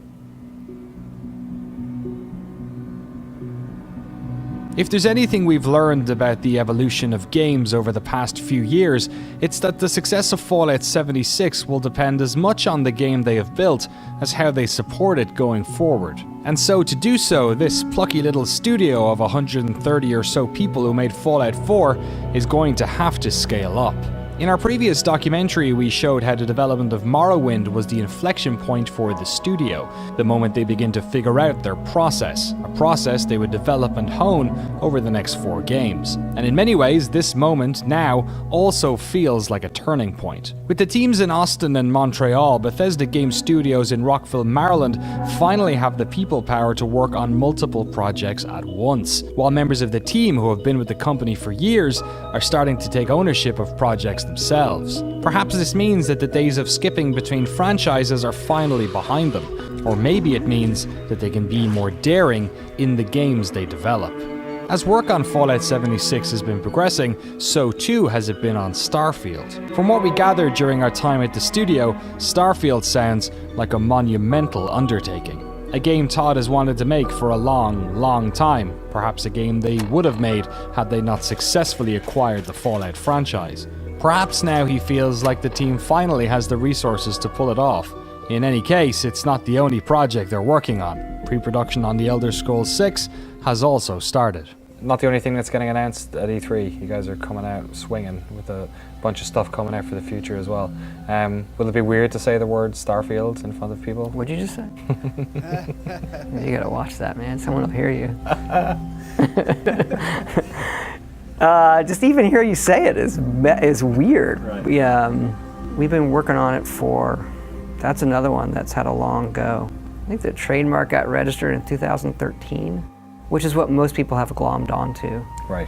So all of the internet rumors, we've never said a word. They just take that nugget and their mind goes to the right places. You know, the internet's smart. Our fans are really smart. And so you feel like it's good to acknowledge it. They're all saying it like, yes, right. That is what we're doing. But as far as announcing Starfield, very excited to do it. A little bit nervous, you know, because it is so new and it will have so many questions that we're not answering intentionally. So that's kind of new for us. At the same time, we feel that, you know, that's the time to do it. So right, like, it's good to have that dialogue with your fans and say, we're doing this, and then we're doing this, because we know that they want them as much as we do. And things take time. But I think it's good to give everybody a little bit of a roadmap. And so you feel like it's good to acknowledge it. They're all saying it like, yes, right. That is what we're doing. But that's another thing where not just, hey, we should announce it, but how much thought we've given it for a long time. So on that original list, you know, Fallout, the biggest, most epic science fiction thing you could possibly imagine. And that's something we've talked about for a long time and kind of picked away at. And now we feel we're kind of, what's the right way to say it without spoiling anything? We are uniquely positioned to pull this game off. Expectation management is important as well, right? Like not saying too much is as important as not. That's the one that worries me, is that are we creating anxiety, or like people have so many questions that we'll be like, you know, whereas before they'd be like, we don't know what you're making. It's a little bit easier to go, yeah, you don't. Now you say, hey, you're making Starfield and you're making Elder Scrolls 6. Tell us all about them. You're like, I am not going to. There'll be a time for that. But both of those, you know, particularly Starfield, that's another way we talk about tone, is we just want to say the name, like being able to say, this is the tone. Just to, you know, this is what it feels a little bit like. Same with Elder Scrolls 6. But we have a little bit of a roadmap in our head, like this is the one that, like, as a base technology that this one adds. And they don't all, you know, the ones we're doing they're very, very different. So, you know, Starfield is definitely a big single player game. Single player. And 76 is not. So there's different techniques. It's a very different style game there'll be a time for that, but it's not, it does a lot of things very different than we've done before as well. Thank you so much for joining us on this journey through the past, present, and future of Bethesda Game Studios. But we're not done yet. During our time embedded at BGS, we recorded over a dozen interviews. So if you want to watch a bunch of shorter docs on games in the Elder Scrolls and Fallout franchise, make sure you hit that subscribe button. See you then. What do you think? Okay. Congratulations, Danny. Fantastic. Hopefully. Great piece. Congratulations to Bethesda for letting us do it and making some cool games that people care about. I was actually, when I came out here, I was like, wow, this is an amazing crowd. I had no idea all of these people were up here. I know, the lights are on, so they go down like, oh, it's more than there's this. like There's 1,000 whole bunch people of up there. So hello, everyone upstairs. Yeah, let's hear from the top section. So that was a really, I think, insightful look at the process, even seeing, new parts of gameplay and everything in the game, because, we should let everyone know, Fallout 76, they're not going to be able to play at E3, right? They're not. I'm looking at all this footage, Danny, like taking out people's monitors. Like, that looks like crap. Oh my God. That stuff is not all done. Teasing us, but yeah, that's why I saw more of the game. I saw the stuff from the new stuff looks good. Hey, if we do it again, then we'll make sure I'll give you better footage. Sends us a bunch of footage. Yeah. But this is, I think, as you said in the piece, I mean, it's a bold, ambitious idea, and I think, as you mentioned on Sunday, all the fans here are going to get a chance to help shape this with you even before November, right? Because you're going to do a beta and then bring. Yeah, I think with this kind of game, you have to. Even the people who have done it over and over again, who are really good at it, that still is good for them. We know we're going to need everybody's help. Yeah. And to the point in there, we've built a really good service and platform where, what the game is a year from now is, our anticipation is different than what we ship. Well, it's going to be something I think we're all looking forward to checking out, and it's nice to hear you talk a little about Starfield a little bit more. For everyone here, I think we were somewhat surprised that you guys were willing to go there and sort of share a little bit on that. Tell everyone here, I mean, that philosophy, that choice was always very deliberate. Went back and forth. That wasn't like a home run. Like, obviously, we'll announce these things. We thought a lot about it, and we felt that. I kind of acknowledge it there that a lot of our fans knew and a lot of them were here. Right. And it's better to just acknowledge it, particularly when we're coming in and announcing a Fallout game and an Elder Scrolls game on mobile that aren't traditionally what our fans would say. Yeah. They immediately say yes. So we need to be able to say to everybody, hey, we're going to try some new things. Yeah. We were also going to do things that you would traditionally love from us because we love those too. Yep. And we also want to find those things that, the things that we really like about games to make those shine through in new ways, both on mobile and in an online environment, kind of in a unique way. That's true, and I think it is comforting to know that, hey, Fallout 76, you're doing more multiplayer focused, but you said in the piece Starfield, like that's a single player experience. Yeah, absolutely. Focusing on that. And, one other thing I'm sure you worry about is when you start talking about things, then, if they're early in development, they might change, right? And you were talking about final hours when, write like the story of Portal 2 or something, like the games drastically change. Has Starfield already gone through some of those changes? Like, do you know what these games are yet, or how much do you think they're going to evolve? I don't know if it's a trick question. I'm good at those. No, I said, but it's not to give away when it's coming out or anything. But yeah, I didn't mean to interrupt. But I would say this: like us being able to announce Starfield and say this is what it's like. We're also at a point where there's parts of the game we can play that we say this is the game, and we feel really confident about it. So even though we're not saying a lot right now, the stuff we have, God, I'll say too much. We feel really good about. Like, this is really fresh, but still us. Right, you got the tone. And you said, I'm sure there are moments of gameplay because this is the idea that sounds like it's been in your head for quite a while about the experience you wanted to have people play. But Yeah, we finding the gameplay to manifest that. And we weren't finding it anywhere else. So it's not just gameplay. It's when you build the new IP, there's a million things that you go into. Whereas when we do a Fallout and an Elder Scrolls, we are taking those franchises and what everybody loves about them, we love about them, putting them through a new filter. Yeah. Like, you cannot imagine how much time we spend on a Vault suit. Yeah. Or the Pip-Boy. Like, the Vault suit in 76, like, we have spent so much time just on the suit. Yeah. Like, is it like Fallout 3's? Is it like the one in Fallout 4? Is that a skinnier one? That's in Fallout 1? No, that's the cryo one. This one's looser. This is like a gas station thing. This is this. How does the thread work? Like, all of those things we're putting through a filter, and we're very, very specific about the details. So when you go into a new IP, that is a whole other world that is very different, but like super exciting. So is that like is it a story that you want to tell, or it's an experience you want to have? Like, what filter do you put sort of a new IP through when you say it? It starts with I think a lot of people, it's tone. Okay. What does it feel like? I'm going to stop talking now. It's all right. We're out of time. Look at that. All right. Well, ladies and gentlemen, Todd Howard, Danny O'Dwyer. We can't wait to check out Fallout 76. Congratulations, Danny. That was awesome. Thanks, Todd. Thanks, Danny. Appreciate it. All right. We'll be right back with Elijah Wood and Transference. Then we've got CD Projekt Red. And finally, the Grim Fandango 20th anniversary with Tim.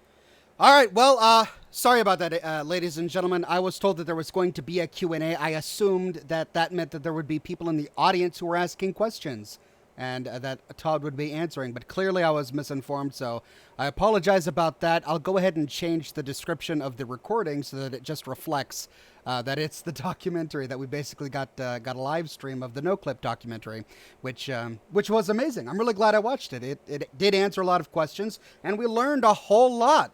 I mean, we learned that, yes, there will be microtransactions, but the microtransactions will only be for cosmetic stuff, and we can always earn that by playing the game. And that's the kind of microtransaction that I wholeheartedly approve of. As long as we can get it without having to buy it with money, as long as we can get it by playing the actual game, I'm perfectly happy if a cosmetic thing can be bought with a microtransaction. Let me go through some of the comments that I've been getting from during the live stream. Uncle G says, Ox, how will you do a lore video for Fallout 76 if you can't hide? And that's a really great question. I mean, if I log in, suddenly 25 to 30 people on the server know, oh, the Oxhorn's here, and they all zone in on my location to kill me or try to party with me while I'm shooting a lore video. Yeah, don't know how that's gonna work. Maybe maybe my character will have to be named something other than Oxhorn. But then again, as soon as I publish one lore video with the name of that character, then everyone will know what it is, and yeah, I won't be able to hide. So, I mean, I fully intend to do lore videos for Fallout 76. I don't know how it's gonna work though. We'll see when we get in the game. Too Blue for You says, Oxhorn's beard is on point. Thank you, good sir. God Howard says, hello, my children. Praise my name. And the newest Skyrim re-release on Alexa. Yes, God Howard, thank you for deigning to address us. Sean Crawford says, bet they introduce a passive mode like in GTA 5. Maybe. They did say that they didn't know how they were going to deal with PvP. Even in the documentary, they didn't have it down pat yet, and they don't know exactly how they're going to deal with PvP. So it's possible there may be a passive mode, but we didn't hear about that. And every indication that we've gotten so far is that it's a fully online game, and that if you want a single-player experience, you've got to go solo. And I guess hope you don't bump into somebody. That's the game. HeckTech says, Fallout 76, we need to repopulate the wasteland, so let's nuke it all over again. Yeah, so the nukes are the end game content, right? So it looks like we're going to be doing a whole lot of stuff in the game before we get to the point where we can do any sort of nuclear detonation. That's the end game, creating brand new zones to explore that are higher level, that give you higher level mats and allow you to find higher level gear. So that's the point of the nuclear detonation. 100 Rack says, I took a long shower at the start of the Todd interview. What happened? I mean, watch the replay or go to the No Clip channel. That's what I recommend you all do. Go to the No Clip channel on YouTube and watch the documentary that they worked so hard on. That's probably the best way to go about it if you want to rewatch it. Caleb said, so you could set up your own store and actually run it. Yeah, that's another thing that we learned from the documentary. It will have an economy. Players can specialize in trades, whether that's ammo crafting, cooking, or whatever, and then you can sell your goods to other players. They even mentioned robot NPCs. You can create a robot that can then sell your crafted goods in some sort of hub, which is pretty cool. Log off, go to bed, wake up the next morning, something you created has sold. There's an economy in Rust 2, says Apocalypse Lemon bombs are cheap, shops are destructible. May not be the same in Vault 76 or Fallout 76. Thanks for the coverage, says Duncan. Thank you very much. Katie says, I live in southwestern Pennsylvania. Excited for West Virginia, though nervous. Yeah, I have to say, I'm the same way. I'm excited, but also nervous. Do you think, says Juan, that there'll ever be DLC for Fallout 76 where you can visit the Capital Wasteland, since Vault 76 is so close to Washington, D.C.? I doubt it very much. I get every impression that Bethesda is all about doing something once, doing it great, and then moving on to a new experience, because that's what's interesting to them as creative people. So I don't think they're going to revisit the Capital Wasteland or Boston or any of the other places they've touched in previous games. I think it's going to be West Virginia. If we get new DLCs, it's going to be very focused on West Virginia. Maybe other places nearby, but I doubt very much that we'll see the Capital Wasteland again. But we did learn that they are planning DLCs and that the DLCs will be free. Once you buy the game at the full price, you get a constant stream of brand new content, which is going to be free, including free DLCs, which of course will be funded by the money and the revenue that they make off of microtransactions, which are all cosmetic and can be earned through gameplay if you don't want to pay. I don't smoke cigars or drink scotch, says Rune God, so instead I watch you. Another Fallout creator will too. Well, thank you. Shane says, have we learned how VATS will work? Will it be a leveling skill? They didn't talk about it at all in this broadcast, which surprised me. But we did learn in previous interviews, which I showed at the beginning of this stream, that VATS will be in the game. They did discuss it. VATS is not going to slow time, but it's going to be similar to the way VATS works in every other sense. You can specialize your character into VATS, so you could either be a VATS-based character or a twitchy gunplay character. And if you specialize into VATS, you will be able to pick the body part that you choose and have greater chance at getting those shots that you want. So it will be VATS, but a different kind of VATS. The Steam Man says, are you looking forward to the new Fallout New California, massive New Vegas overhaul mod with new map and story? I'm excited about it. I hope that it does really well for them. I hope people really enjoy it. I personally don't have the need to replay a game I've already played in a brand new engine. I'm really enjoying New Vegas as New Vegas. I don't really want to play it again in Fallout 4. So, more power to those who are really interested in that, but I'll probably stick with New Vegas. Owlbear says, I feel like the core Fallout audience feels left, like their franchise end game is going to be taken. I saw a similar mindset during the Fallout 4 hype. Yeah, there will always be that subset. There will always be player, and I don't want to, denigrate people's emotions and feelings when they hear big news like this, because there's always a place for that. Those voices need to be heard. But I always think that there will be people who are just completely resistant to any kind of change. If it's anything new that they're not familiar with or that makes them uncomfortable, they just immediately push it away. We saw that with Fallout 4. I mean, even until the announcement of Fallout 76, there was a subset who would say that Fallout 4 wasn't a real Fallout game. It's like Call of Duty, or it's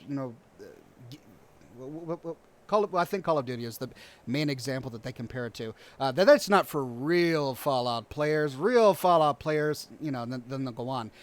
Thankfully, that's not the majority of Fallout players. I don't believe at all. I mean, the excitement over Fallout 4 when it was released, the amazing sales of Fallout 4, how many mods are continually made for Fallout 4 has proven that the vast majority of people who play Fallout still really loved Fallout 4. Now, we don't know how it's going to be with Fallout 76. Is it going to be the same way, or will it leave us in the dust? Not just because it's something new, but because it was implemented incorrectly. We don't know. I'm cautiously optimistic. I'm hopeful that Fallout 76 will encapsulate everything that Fallout players love about Fallout, while giving it something new that we haven't seen elsewhere. That's my hope. Clear Sky Guardian says, a settlement needs your help. A settlement needs your help. Okay, thank you, sir. I just died. Says, have my beer money. Love your videos. Thank you very much for the tip. Matthew says, loves your latest LA Noire video and the streams. Well, thank you for tipping and for watching. I published a new LA Noire lore video today. But I only do that infrequently. I'll be back to my Fallout videos. So I'm in the middle of a New Vegas short series, and then I'm planning to go into a New Vegas long series. So I'm recording a bunch of content. After I finish this live stream, I'm going to be digging into that content and starting to make the games. But I'm going to need a day, maybe two, to get that done. So no video tomorrow. Instead, I did this live broadcast. But you should have a video the day after that, or maybe the day after that, depending on how complicated it gets. But More New Vegas lore videos coming soon. Austin says, I'm super jealous of your beard. I can't have one because of work. Keep up the good work, Ox. Love your content. Well, sorry to hear that you can't have one at work, but thank you very much for the kind words. Will you try to get into the beta, says Clark. I will. Now, I have read, and I don't know if this is accurate, so please take what I'm about to say with a grain of salt, but I have read that the only way to get into the beta is to pre-order the game. Again, I don't know if that's true or not. I personally have not been able to find a way to get into the beta without pre-ordering the game. And I am not a fan of pre-ordering games, just me personally. I don't have anything against those who choose to pre-order the game, and I completely respect the decisions of those who choose to pre-order games. Everyone has their own reason. I personally try to steer clear of pre-ordering games. But if the only way for me to get into the beta is to pre-order the game, then as a content creator, I'll likely pre-order the game so that I can get the beta. Don't have it yet, but I may end up doing that just so that I can play the beta, show it to you, and produce content on it. So yeah, definitely expect that from me in the future. JP Stone says, thank you, Oxhorn. You've calmed me down a bit with your open-mindedness. Was very emotional and angry, but I wanted to give 76 a chance, and I hope for the best. And I hope that that's the attitude that many of us can take, even if it wasn't what we were expecting to hear, even if it makes us a little nervous, even if we're a bit scared. We can be cautiously optimistic. We can hope for the best, and then make our final decision once we have the game in our hands. Thank you for the tip, Mel Fies. Shane with a wonderful tip says, thank you, Ox, for your patience and insight. I very much enjoyed listening to you talk about your love for Fallout, but also your open-mindedness towards 76. Thank you, sir. Mr. Junk Muck says, Ox, your cool, measured approach is appreciated. Well, again, thank you very much. Kyle says, thanks, Ox, for all the Super Lore videos and keeping up on the news. Keep up the great work. Excited to wear my T-51 helmet while I play.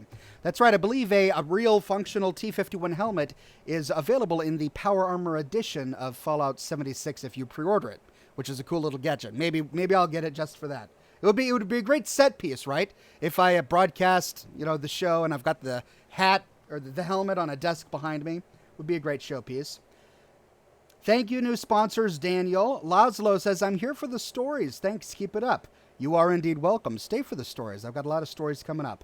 AJ says, I'm super excited to see all of the lore and, in turn, lore videos you will make from this new game. Fallout will remain amazing because of the community. Keep up the great work, Oxhorn. Thank you very much. And I do intend to create lore videos about Fallout 76. Again, I don't know how it's going to work with everybody knowing where I am. Maybe I'll be making all of these lore videos and we'll have tons of photo bombs. People will be stopping in to interrupt the broadcast or the recording, and I won't be able to help that. Maybe it'll make the videos more interesting. Ashen Crow says, I'm glad that you're going to be playing this for us so that we can make an educated decision to buy it or not. This should get you closer to purchasing it with a tip. Thank you very much, and I will do my best to try and get into the beta. Pro Savage with a tip. Thank you, sir. Kyle says, I love learning about Fallout 76 with you through E3. That broadcast at E3 was a whole lot of fun. I had a lot of fun making it. I'm glad you guys were there with me. Dr. Schockenberg said, I went to the website where they said you could sign up for the Fallout 76 beta, but it wouldn't load. Is that the only way to sign up for said beta? I'm quite anxious to get into that action. Well, from everything I understand, that you have to pre-order the game to get into the beta. So I don't think you can sign up for it on the website at the moment. That could change, and I could be wrong. So take that with a grain of salt. Mikey says, have you seen Fallout Cascadia and Miami, Oxhorn? No, I haven't touched either of those yet, but I'll definitely keep my eyes open. Foxtel says, am I the only one excited for 76? I've been waiting for a multiplayer Fallout experience since New Vegas. I really want to play with my friends, and I'm really looking forward to this. No, I don't think you're the only one. There are a lot of... Let's see, how to put this. There is a certain subset of very vocal gamer on the internet, and they tend to share cynicism a whole lot. The cynical gamer wants to share that cynicism fervently, and they tend to be extremely vocal. And again, that opinion is legitimate. To be cynical about Fallout 76 is a legitimate opinion, and I don't want to denigrate that. But I think that there are many other players who just play the game because it's fun.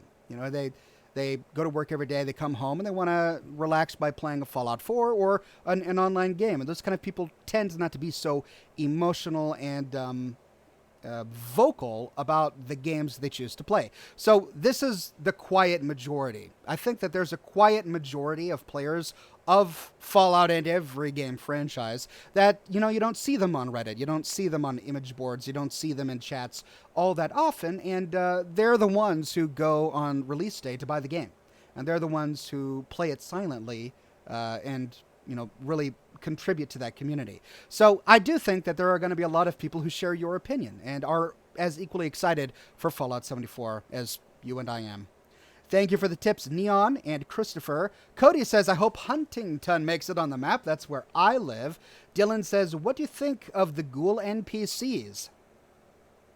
Well, I don't think that there will be non-feral ghoul NPCs, because I think what we just learned from this broadcast was that they wanted to make sure every human that you could reach is a real person. And a non-feral ghoul is human enough to be a real person. These are essentially people that are just irradiated. So my bet is that the only ghouls we'll find in Fallout 76 are feral ghouls. But as they said in the documentary, feral ghouls that are not quite there yet. They're almost completely feral, but they've got guns, they've got armor. They're going to be much more intimidating than just a regular feral ghoul, essentially replacing the raiders from previous Fallout installments.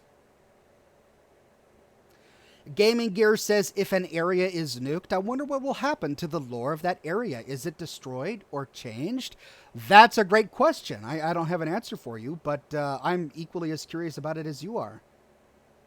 What about mods, since it will be online? They didn't cover that in this broadcast, but Todd did cover it in another interview, and he said that there will be mods, and there will be player-made mods made by all of us, but that they won't be available at launch. So we're not going to have mods at launch, but those are planned, and they're going to be creating the architecture for that.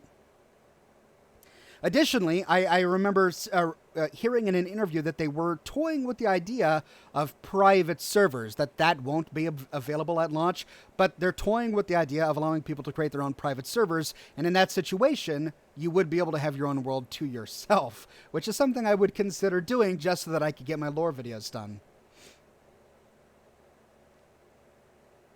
Hey, Oxhorn, what do you think? Because there are no human NPCs, do you think the Charisma Special will be useless? I don't think so, because the Charisma Special trait, at least in Fallout 4, goes into the prices you get from vendors. So it could be that they'll include Charisma, but it may be based solely on barter. That by speccing into Charisma, maybe you'll get better prices at vendors.